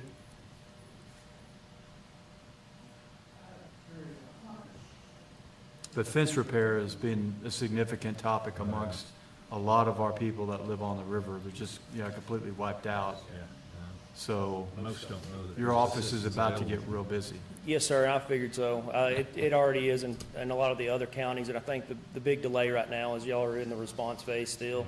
And as we can move over to that recovery phase, we'll start seeing a whole lot more people coming in, especially from like the Center Point area. I mean, I've seen all those fences laid down. Yep. They're agriculture producers, they've got livestock, different things like that. I've driven up to the Hunt store and back in there, and all those fences on the right side of the road are all laid over, and most of them look like agriculture producers. So you're correct, sir. I expect them to come in. And I'm going to stop by your office today and talk, so may want to think about surge. Haven't dealt with the office before to be able to manage this amount of people to have the hours, that would be helpful. Yes, sir, and that's something that's why I'm out here right now. Awesome. I was expecting for that surge and didn't have it. I've been doing this for 15 years, done the Hurricane Harvey, and we implemented in 42 counties for that one. And so we are expecting that workload, and so it's just one of those things. As far as the time that they have to do that restoration, once they make that application, then they have up to 1 year. Once it's approved and the fundings, they have up to 1 year to complete that restoration. If they want to get partial payments through the process, then they can bring in invoices and kind of settle up, make sure everything's to specifications, and then go ahead and get a partial payment as they continue on. So like the big wildfire we had last year up in the Panhandle, or if you want to look at the Gillespie fire, both of those we implemented ECP for also. So it's something that, it's bad when we have these severe disasters like this, but it's one of those things that we help to recover from. Okay. I don't think we put anything on the website yet about this kind of stuff, so I think we need to get some information out to the public. So maybe if you can work with Lisa Walter or Jody Grinstead here. And I did provide, earlier I provided some booklets that'll help y'all, because there is a whole host of programs that producers will either need, either disaster or emergency programs that either FSA or NRCS has in their toolkit. So that might be something that y'all want to help with, to provide to agriculture producers if they need that help. One thing about ECP, or Emergency Conservation Program, is your aggregate gross income does not apply. So some of the times that we have producers that are too wealthy to participate in some of the other programs, this is one where they may want to come in and go ahead and get those fences, get that cost Those that share are land assistance. rich and cash poor.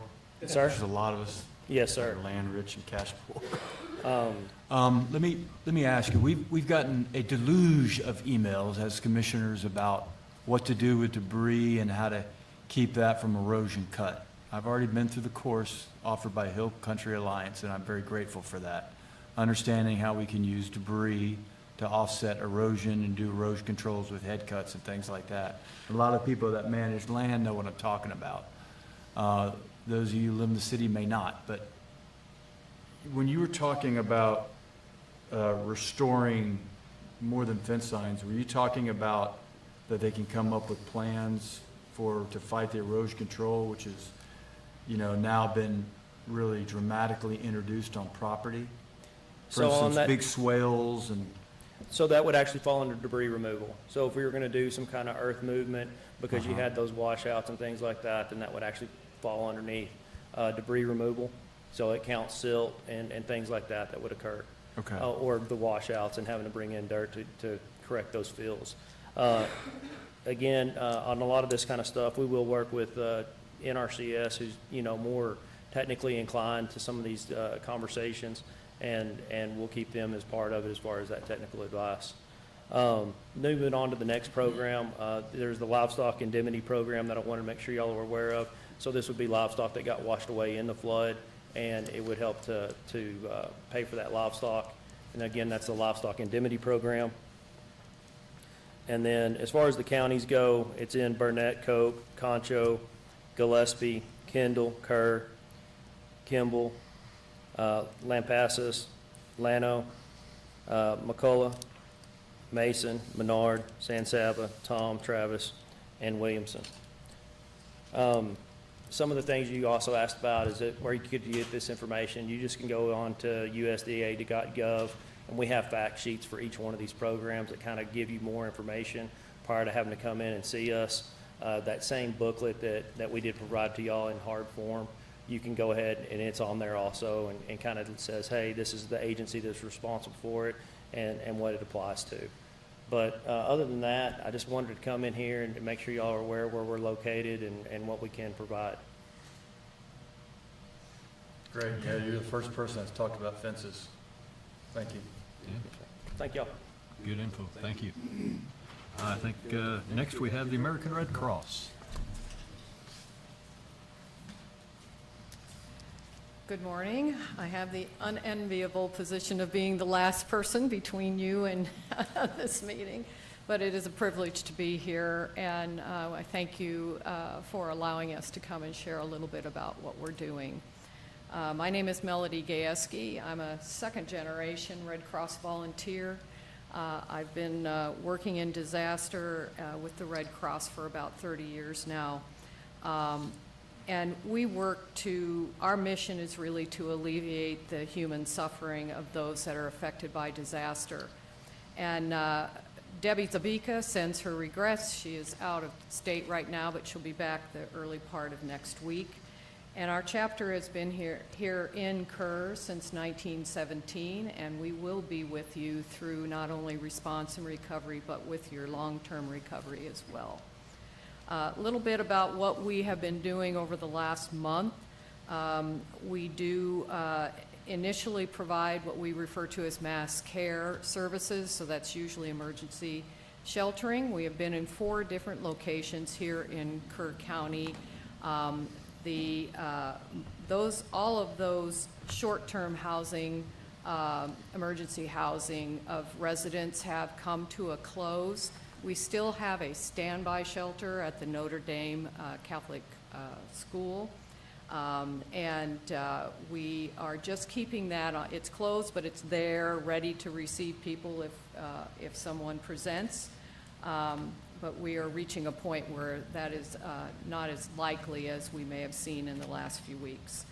In addition, with mass care, we also provide meals and snacks and emergency supplies. Most of that has discontinued now. There is quite a bit of that going on in the community. We have moved on into providing financial assistance to residents and those families impacted by fatality. And with that, I can tell you that we have opened, in addition to the statistics on this slide, we have opened 85 cases that are directly associated with the families who have experienced a loss in their family members.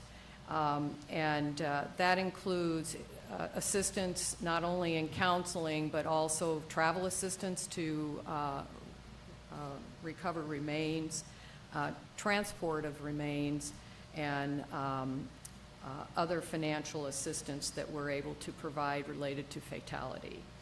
And then in addition, we also provide financial assistance and counseling towards those that have experienced damage in their homes. We work very closely with TDM, and we have an information sharing with them. And we continue to, as homes are identified through contacting us, if they have not yet identified through ISTAT, we encourage them to do so, but we will also, on a case-by-case basis, conduct a damage assessment and then make sure that that information is shared as well. So we have been, we're going to continue to be here, and we do have a presence, if you want to go to the next slide. We are in both of the disaster recovery centers. We have staff there, not only at the First Baptist Church on Washington Street, but also at the new DRC that just opened yesterday in Hunt. We are at the First Presbyterian Church providing direct counseling and financial assistance with our staff there. And we are also at the Family Assistance Center on Tibby Street at, I believe it's B.T. Wilson 6th grade school. It would, at this point, we are handing out our telephone number and QR codes to anyone so they can reach us, because if they reach us, we have the ability to get them connected with this extended community, which is so very important. It is extremely difficult to navigate all of the resources that are available, and as a result, we just try to be that bridge as much as possible. So our phone number is 1-800-733-2767. That is 1-800-RED Cross. And in addition to that, you can go to redcross.org and receive information and assistance through that website as well. So any questions? Tell me a little bit more about the financial assistance that you might be able to provide. Well, it really falls into a couple of categories. It falls into damage-related assistance, the replacement of medical, durable equipment, prescriptions, things of that nature that people may have lost in the immediate effect of the flood, and then that which is fatality assistance, which is directed to the families of those who have lost loved ones.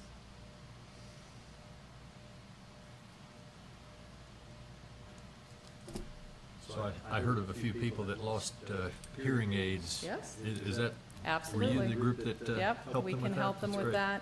Some Thank you. people, when they evacuate, leave their dentures behind. Yeah. You know, a number of, anything that's associated with their medical needs, we have the ability Great. to assist. Thank you. Anything else? No. Okay, well, thank you for coming. I guess that concludes the workshop, so thank you all for the attendance. It'll be available on YouTube, I guess, on the county website, so for anybody who couldn't attend in person, a lot of good information was provided, so thanks to everybody for being here. With that, we're adjourned.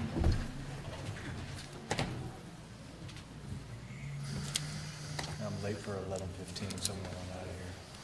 Okay.